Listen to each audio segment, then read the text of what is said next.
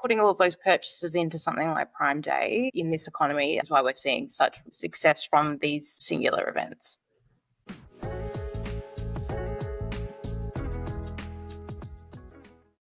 This Week in E-Commerce, episode 96. I am Mal here, and back is Alex Ross. Alex, welcome back. Hello. Hi, everybody. I am back. Took a week of recovery from a big 30th, but happy to be here. Excellent. Well, look, you only do it once, all right? Exactly. That's what I tell my bank account. Yeah. And speaking of, this is like the calm before the storm as well, because like next week, we're about to launch into online retailer. Exactly. A lot of rest, getting the immune system in a good place ahead of online retailer. It's going to be a packed week. Yeah, which is getting the immune system in a good place during this time of year is incredibly hard. Like so many people are sick.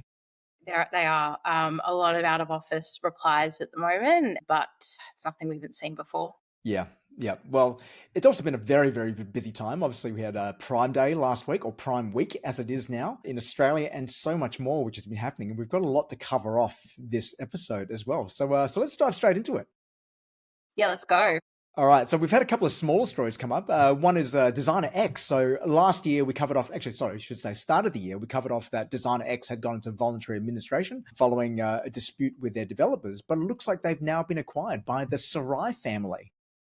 Yes, this is I suppose, a happy story. Reading through the details, the family is paying back all debts to the the loaners of the dresses and the items and all of the users, which is the most valuable part of that business, right? Is that community. Yeah, look, I think it's a good sign for circular fashion as well, that I think Designer X had clearly built up a great platform, which a lot of users loved. So it would have been a real shame and a bit of a step back, I think, for circular fashion if they had not been able to proceed. I think this is hopefully this will be the start of something, a new growth stage for the brand. Obviously, Kristen and Costa have done a great job, building the brand over the last, I think, about like 7-8 years. Which they've been in business. So while it'll be a shame to see them, I don't believe they're going to be involved with the business anymore. I'm really curious to see what the Sarai family are able to do with it. Yeah, absolutely. It's good to see somebody to take it and run with it and agree. It's an investment in that secular fashion piece, which is super interesting. Yeah, absolutely. And I think the South Australian fashion industry have recently announced that they're going to be really pushing circular fashion, and hopefully South Australia is being a bit of a hotbed for circular fashion. So again, big news. Then moving into, speaking of reselling, the original Birkin bag designed for Jane Birkin has sold at auction for, I believe, the third time for the eye-watering sum of about 15 AUD. Yeah, it's absolutely bonkers, isn't it? But is it a piece of art? Like, do you consider, like, you look at like a Michelangelo or a Da Vinci, right? People pay like tens of millions of dollars for this. You're putting this in the same class. That, yeah, it's more than an accessory. It's a piece of art. It's an investment. Yeah. And a piece of history as well. The business, Hermes, is so impressive, centuries old now, and it's impressive craftsmanship as well. This bag is still very much together and looks, usable. Yeah, and it kind of shows that you've got like this disparity between like the lower end, where or even the middle, where people are really struggling, but still at certain parts of the economy, like at that ultra wealthy end, there's still money. There's still money to throw around. $15 million for a handbag, which you're probably never going to use. Yeah. And interesting that it's taken hands through charities as well. I thought, that's been in museums, and now I wonder where we'll see it pop up next. All right. Speaking of popping up next, your data is likely going to be popping up in all sorts of places. In the last couple of weeks, we have Qantas with their major hack, which occurred, and then also recently Louis Vuitton as well, which you shared, that they've recently had a hack in the UK. So we're in this period now where, look, I'm definitely seeing an increase in the amount of spam calls which I'm getting, especially since the Qantas hack, pretty much like 3 or 4 a day minimum now. Can anyone even pick up their phones anymore? Interesting. Yeah, look, I think it's a part of life, unfortunately. But what it really does is it impacts the loyalty piece, right? That consumer confidence in the brand. And that's the biggest damage. So it'll be interesting to see how Qantas, pushes back. Louis Vuitton, probably people will still shop there. I've got no doubt. But yeah. Yeah, I think it's one of those things where, like you said, it is just part of life right now. And you just need to take so much more precautions with your data. But yet we're still so freely just sharing it out on different websites. There was a site which I bought from, which wasn't a Shopify site, which kind of gave me pause. It was a WooCommerce site. And I really was like, do I really want to put my details into this website? Because I didn't know anything about this retailer. I had to go on there, do a whole lot of research to like understand are they legit or not. Went into, what's it called? Trustpilot, looked at all the reviews there just to know, okay, am I happy to spend $50 here? And it wasn't even that big a transaction, but I was still just like, I don't know about giving my details to a WooCommerce site. WooCommerce. Well, it speaks to the investment. I do know some good WooCommerce sites, but it doesn't have the safety of Shop Pay. Do you use PayPal? I do use PayPal. They Yeah. didn't offer PayPal either. I would be happy to use PayPal, but it was a credit card only. Yeah, right. Red flags, maybe. Yeah, yeah. I did end up ordering from there after reading about 200 5-star reviews. So I went, okay, I'm just going to give it a go. And it was actually amazing. The product I ordered arrived the next day. So I There was you go. super stoked about that. And the customer service was fantastic. All right. Now, one brand which I talked about a little while ago, I think Paul and I talked about this a couple of years ago with the Australian brand going through some troubles with City Chic, and I actually made some not very pleasant predictions about what would happen there. But it seems that they've actually managed to turn the ship around, turning around from an $8 million loss to about $4 or $6 million EBITDA, which is a fantastic turnaround in 12 months. And a lot of this seems that it's come off the back of getting rid of their US operations. Yeah, I think super focused on their shopper, really understanding that client. It's obviously paying off for them, which is really exciting. It's good to see all that hard work come Yeah. together. And when you see a lot of the brands who have been struggling, like obviously over the last couple of years, whether it be, Mosaic brands, where they struggled is when they've really tried to scale up as well. So you got to think whether there's something to be said about, just playing your own lane, like just focus on what you can do really, really well. And maybe in this sort of environment, you don't want to be too ambitious. Just focus on the things which you do well. Yeah, and making sure you don't lose sight of that in the side of success as well. Just remembering those basics and what brought you to that business success so far. Yep. All right, now the big story for the last week has been Amazon Prime Day or Prime Week, which in Australia went from the 8th to the 14th. It only finished yesterday. I woke up this morning to see that overnight my wife had just racked up a whole bunch of transactions in the last minutes of Prime Day. It has absolutely exploded, and the numbers are just absolutely mind-boggling. There's the Australian number, which shows that 72% of Australian online shoppers were going to buy from Prime, from Amazon. And in the US, there was $24.1 billion worth of spending over this period, which amounted to, according to Adobe Analytics, 2 Black Fridays worth of sales and a 28% year-on-year increase for not even peak. It's a mid-year event. This is absolutely crazy, Alex. 28% increase is really strong. I think people use Black Friday for Christmas. So there's still, a good chunk of the year left. Putting all of those purchases into something like Prime Day in this economy, I think is why we're seeing such success from these singular events. And you're also saying that, yeah, it's really starting to change behavior a lot for other retailers as well. Like when I look across a lot of the numbers of the brands which I work with, a lot of them saw either flat or declines through last week, primarily because if their product was substitutable, people would just go to Amazon instead, or were perhaps saving and not spending on their products, but instead going to Amazon to buy up whatever that purchase was, which they've been keeping their eye on. Yeah, tell me, what did your wife buy? And what didn't she buy? A lot of toys for the kids. I'll have to go through the list, but there's quite a bit there. We bought a new EV charging cable for our other car now, so that's got its own EV cable. I bought some little devices to like kind of help with some chronic pain I've got, just like massage balls and things like that, which were like Yeah, ridiculously good. priced. Yeah, yeah. I think to a degree, it's encouraging. There's obviously a lot of spend out there, but it's really establishing that need. And for brands trying to cut through beyond just these sales cycles, if you've got an event, you're still buying a dress, doesn't matter if it's on sale or not sometimes. So it's kind of like that cut through that's going to make the difference. But that's going to get harder and harder to do though, because when people are ramping up towards such a major event now, $24 billion spent in a 4-day period in the US, just astronomical amounts of money. And while we haven't seen that same number here, I'd imagine it'd be, proportionally about the same as well, with a lot of money being spent, which means that that's not going into other parts of the retail sector. Yeah, it's all being concentrated with one single player, which makes things incredibly difficult. Like, do you think that retailers now need to also kind of play that game and do a promotion around this time as well? Or do you think they can get away with just kind of weathering the storm? I think it depends on the retailer. In reading this, Amazon worked really closely with their retailer partners on special offers and stuff like that. So, if you're a business where marketplaces make sense, where a lot of them do and should, like think about all these additional eyeballs that are on the platform during this time that you're not getting access to with that lower Google Shopping ad spend that you don't put much time into, if you know what I mean. But then other businesses, yeah, sure, it doesn't make sense. And you've just got to establish a need beyond waiting once a what's this annually for a massive sale and cut through beyond just discounting is that value. And I think Amazon as well, because of the sheer size of them, like they are the number one advertiser in the world. No one spends more money than them, globally on advertising.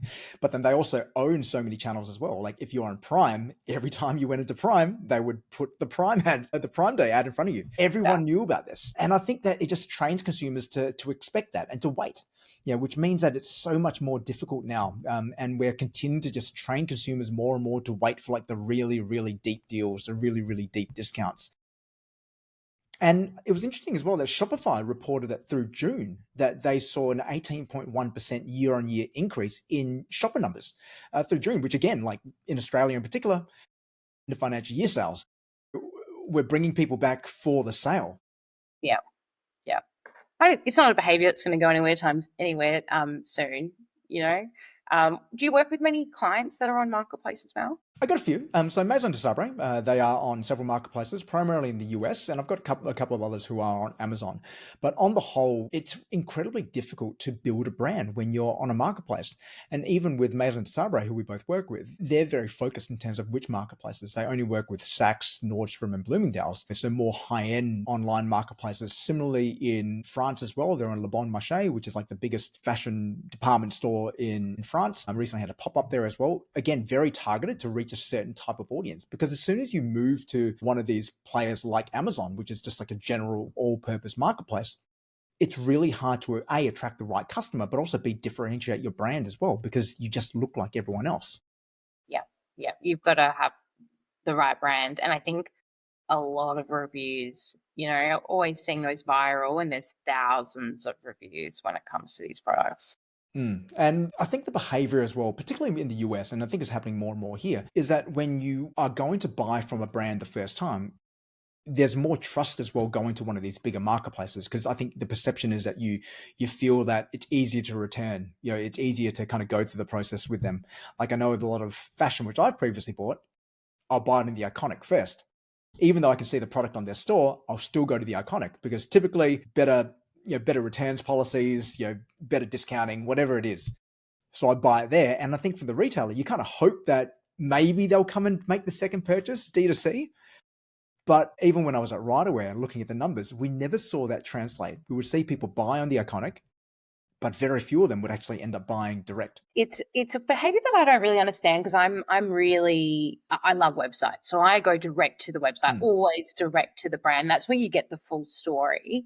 But 100% there are shoppers, friends of mine, that will exclusively shop on the Iconic and marketplaces, don't touch that brand Mm. individually. Everything just suits a broader need.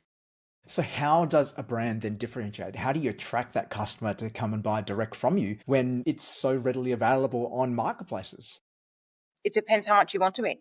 There are some really great brands that do a lot of their revenue on marketplaces and just don't have that investment, or I suppose they've got that stronger reliability on those places to uphold them, rather than having direct access to that data.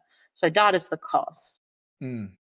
And I think that's something which I spoke about this last week, where one of Amazon's big plays of this is to actually sell their own private label products as well. And chances are most of what you're buying on Amazon is private label. Similarly with the Iconic as well, Staple Superior is their brand. So they're kind of pushing people towards buying their private label brand when they're on there, which can come at the detriment of the brands who are reselling through, who are selling through the marketplace. For sure. All right, so Amazon, I don't, well, obviously not going away anytime soon, and they're going to continue to grow. So I think more and more we're going to be needing, Australian retailers are going to be needing to think about how do they respond to this. Obviously, we're going to have another Prime Day end of the year around the Black Friday period, and this mid-year event will be coming around again. So thinking about, do you need to be in Amazon, or through this period, how can you make sure that you are somehow insulated from it so that you're not as deeply affected? Because I'm seeing a lot of brands who are really affected by this. And even a few posts, Carla, I think, posted something the other day, Carla from Profit Peak on LinkedIn, just talking about the numbers she's seeing on her platform. Yeah. I think it's interesting that we've got another one coming up right for Black Friday. I'm not going to lie, I forgot about that. So if this is the type of numbers that they're producing now in July, it'll be very interesting to see what pulls in that Black Friday period. Yeah, yeah. And I think the other statistic as well was that more shoppers are now buying Christmas presents mid-year during the big sale as well. Man, I can't even get prepared to buy my kids or my wife's birthday presents like more than about 2 days out. So I don't know how people are planning this far out for Christmas. Yeah, there's always even those that buy Christmas on sale in January for the Christmas ahead. Yeah, My grandma used to do that in the stores. That's the type of behavior that we're talking about. It's just translating online. yeah, my wife does that as well, and that is some serious, serious planning. Although I then did find some gifts which we were meant to give to someone like 2 years ago, and I was like, "What are you still doing here? We never gave it to them." Ah, okay. So you also then do forget about stuff. It's as a mum, like running a house, having gifts, having the gift drawer, any backup ones the kids forgot to tell you on the weekend. All right, moving into another story and our last big one for the day, which is around Country Road. So one of the big heritage, fashion brands in Australia, currently owned by their South African owners, have announced that they're going to be closing all of their stores in New South Wales, including their flagship store in the Queen Victoria building. Now, this is pretty huge because Country Road is a brand which I grew up with. Like, I have had Country Road clothing, I've had Country Road homewares before, and to see them have to take this very, very drastic move to be able to clear off a lot of their fixed costs in order to improve their profitability and due to declining sales in these markets, it just seems like such a big step. Yeah.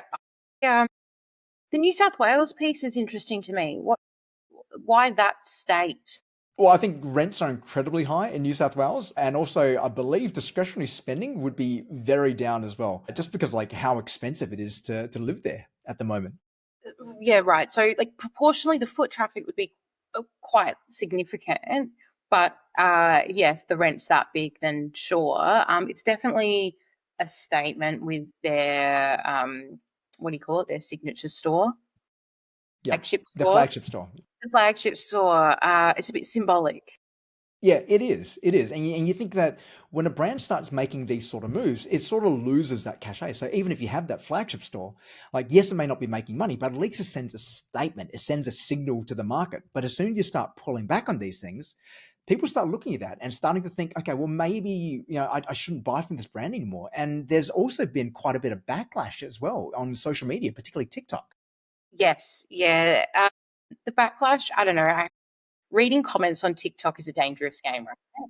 Reading comments anywhere online is a dangerous game. But I find it interesting, a bit of a pulse, dare I say, but having said that, it's always going to have that negative skew on market sentiment a little bit.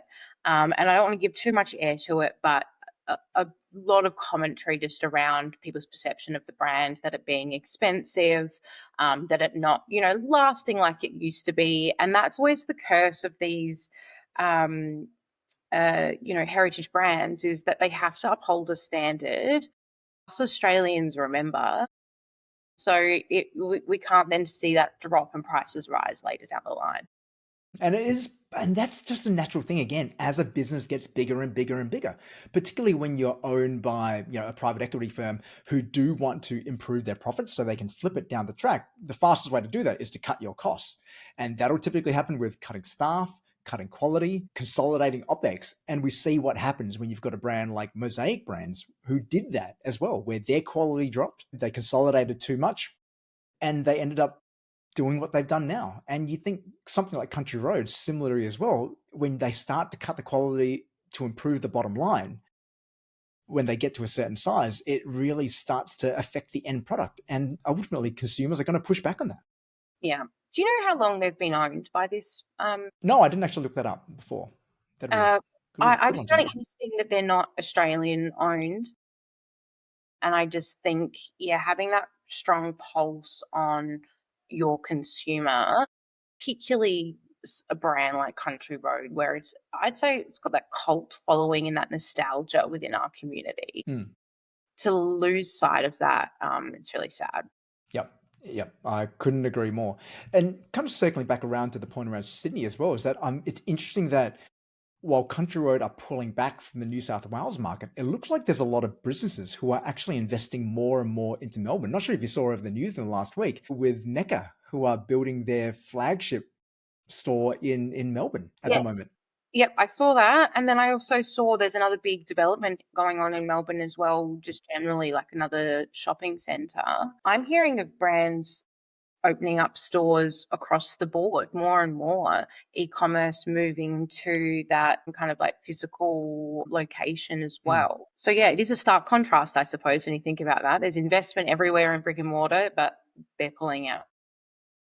Yeah, yeah, they're going to be launching a Melbourne Walk, I believe it's called, which is near Burke Street Mall. So it looks like there's a lot of brands which are moving into there, and I wonder whether that's also just part of the general affordability, like rental affordability in Melbourne is significantly better than what it is in Sydney. Yeah. So brands can go there, and you've also got a growing population as well. So it's kind of like a perfect storm for retail to go there and thrive. Maybe you And need to we've be spending more time in Melbourne. 100%. Well, we've also seen Burnside, That's right. Yeah, Burnside Village here in South Australia. yeah, finish their development, or they're getting closer. Some really exciting stores that we've never had Mm. access to before in South Australia. Growing population as well, more affordable. Yeah, have you popped into the new Burnside Village? I have. It's still definitely a work in progress, but you can see they're getting close. Some really exciting brands. I mean, I always go for Zara. Nice, nice. Yeah, I was in Zara the other day. Found a few things. Yeah, yeah. It's you can get lost in there. Yeah, well, that's what they're saying about the Mecca store, that you can spend a whole day there and still not see everything, which is just wild to think about. All right, that's about all we've got time for this week. But before we wrap up, Alex, online retailer, you will be doing quite a few things over that week. What are some of the highlights for you next week?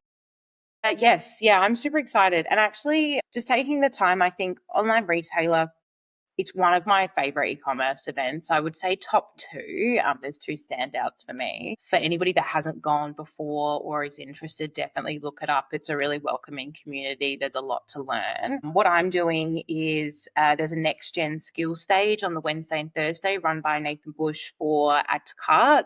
So all about kind of how to and really developing that next generation of skills. Athos Commerce has a booth, and then there are events on the Wednesday night, and then Ori's on the Thursday. So it's jam packed. What have you got on, Mel? Well, Paul Waddy is going to be running his ecom intensive for his group on Monday and Tuesday. So I'm going to be doing the opening keynote on that on Monday morning and then kind of hang around a lot of meetings because everyone's in town next week. And then Wednesday, Thursday, I'm going to be hosting the Nora podcast stage, proudly sponsored by Invenco. So I've got 2 days of interviews. So doing about 12 interviews over Wednesday, Thursday before Ori is on Thursday night. So again, it's going to be a very, very big week. So I'm having a detox week this week to get my body in shape. I'll be impressed if you've got a voice on Friday. Yeah, like I love it. I love it. And you're right though. By the time Thursday finishes, the interviews, like I'm all talked out. But then a couple of champagnes and I'm right back into it on Thursday night.